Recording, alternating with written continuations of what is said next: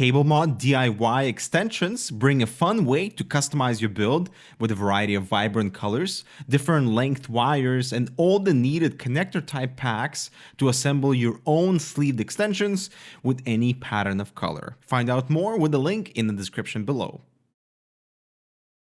Hello everyone, I'm Dmitry with HardwareCanucks, and it seems that everyone was really intrigued by the Fractal Design Node 202 case showcased at Computex. So it's finally in-house, and I gotta say that I'm happy to see more slim ITX cases like this on the market that would suit an elegant and simple gaming build for the living room.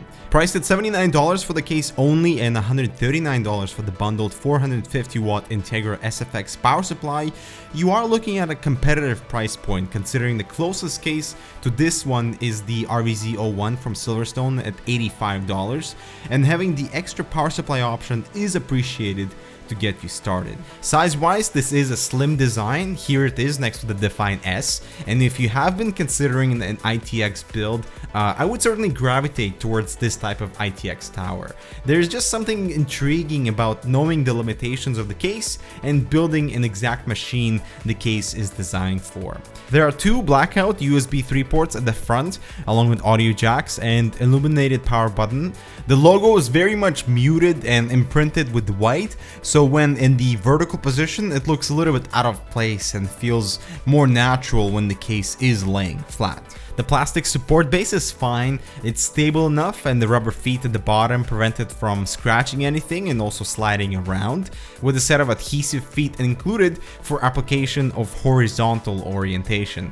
And I would recommend applying them regardless, as you'll need to lay the case flat during assembly anyway, and I've scratched my table without the rubber feet, so something to keep in mind. The Node 202 is ventilated where needed. Large openings are found on both side panels and on the thinner portions of the chassis to let hot air escape regardless of orientation. Take a look at the back. There is our motherboard I/O and two PCI slots along with a power input. And to get started, we first need to remove the 4 screws from the bottom of the case. That allows us to remove the main cover that has a fine mesh dust filter positioned right above the CPU area. Further, we need to remove the actual chassis frame from the bottom cover, and it's a simple process of just detaching a few clips and pulling the frame off. Where we further find 2 more dust filters that are also fine mesh and magnetic. The large one is for the GPU chamber and the little one is for the power supply.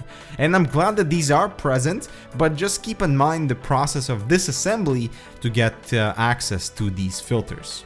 And so the Node 202 is cleverly constructed of these 3 main parts that would allow users to assemble their system in the main frame that is open from all the sides, and only then put the bottom and top covers back on. Taking a look inside, we have a clear chamber separation between the motherboard and the power supply in the bottom chamber, with CPU coolers up to 56mm in height supported, the tiny drive cage in the middle, and the GPU chamber at the very top.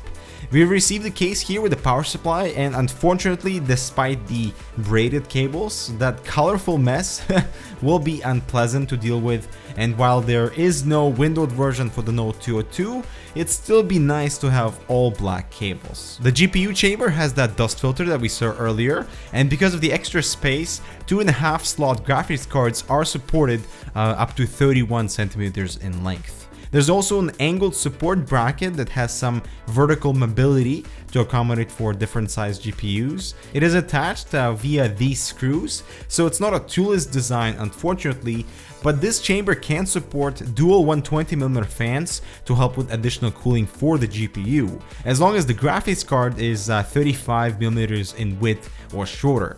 You could also use slim 10mm fans for thicker graphics cards compatibility. One thing to keep in mind is you'll need to remove the GPU support bracket if populating both fans, and I would recommend you keep the bracket in place to eliminate the tension of the GPU when the case is in the vertical position. The drive cage here is removable with a single screw, and the Note 202 can only house a couple of 2.5-inch drives, and I would have liked to see a spot available for a 3.5-inch drive somewhere, but that is something you have to work around. And beginning our assembly process, the wiring was just not pleasant at all, just because you are dealing with such a confined space, and even though there are cable tie hoops available around the motherboard tray, they're just really thin and it's really difficult to actually use them.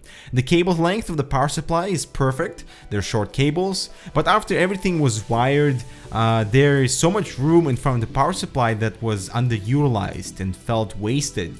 Perhaps could fit another SSD in there in case you need more storage. Next, we needed to remove the PCI frame to install the riser card, and this is what it looks like with the GPU installed, and finally lowering in this assembly into the motherboard and connecting it to the power supply.